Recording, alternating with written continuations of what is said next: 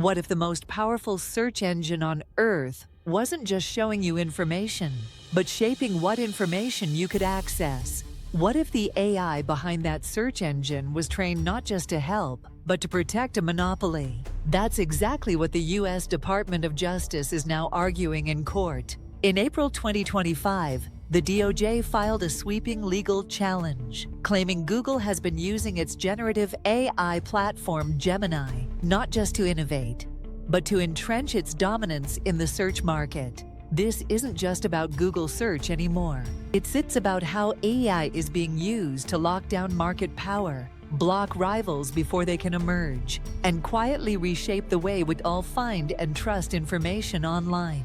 We covered the core of this story in a deep dive blog post at Quantum Cyber AI. Check out the link below for the full legal citations and technical context.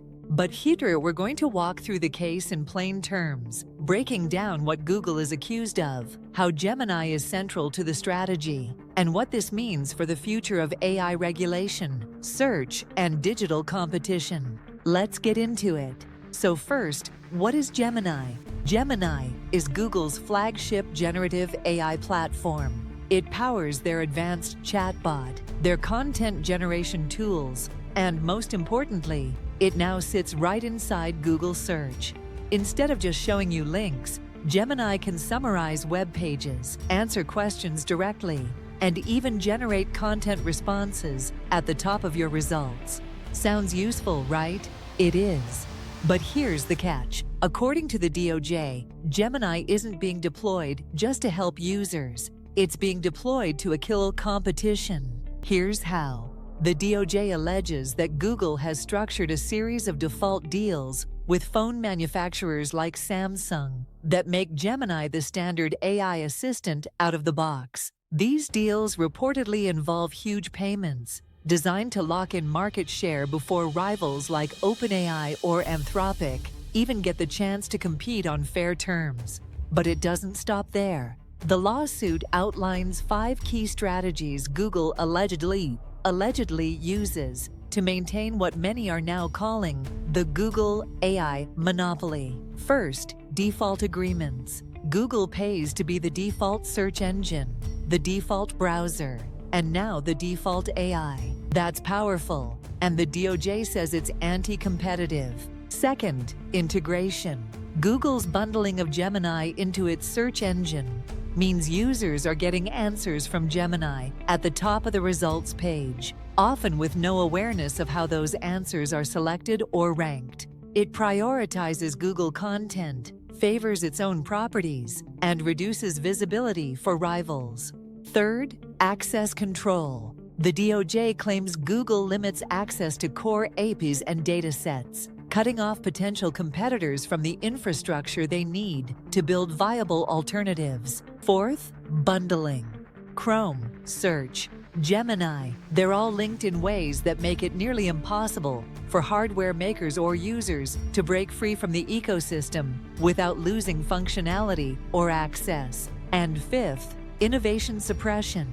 Critics argue that this consolidation of power discourages new entrants. Why build a better AI assistant if Google controls distribution, defaults, and visibility? Put simply, the DOJ's case is that Google is using Gemini not just as a tool, but as a weapon, a way to lock users into its ecosystem while quietly eliminating paths for innovation. And the legal implications are massive.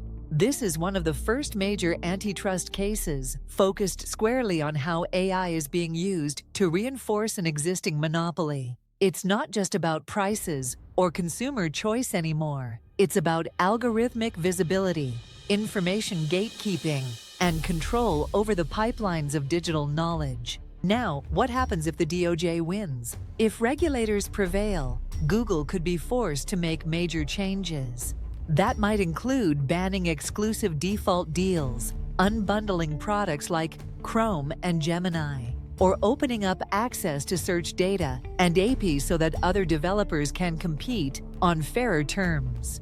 We might also see the rise of smaller AI search engines, new privacy-focused models, or tools built outside the Google ecosystem that finally gain traction.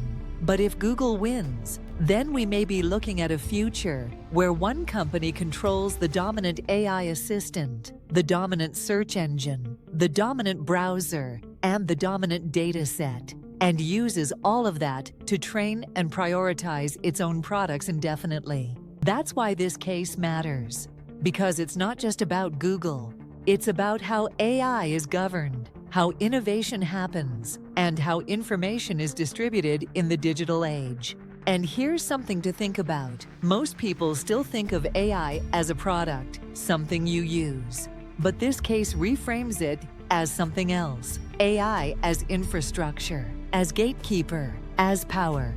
If Gemini becomes the only visible option for search assistance, and no other models can compete for space on your phone, your browser, or your desktop, then Google doesn't just dominate the web, it dominates how we think about it. At Quantum Cyber AI, we're following these stories not just for the headlines, but for what they reveal about power in the digital world. Because when AI becomes the interface to all information, the question isn't just who makes the best tool, it's who controls the gate. If you found this breakdown useful, hit like, subscribe, and drop your thoughts in the comments. Is the DOJ moving fast enough to regulate this? Or has AI already moved beyond the reach of antitrust law? And if you want full source links, legal context, and a deeper dive into Gemini's search integration, check out the full blog post below. Thanks for watching. Stay informed, stay ahead.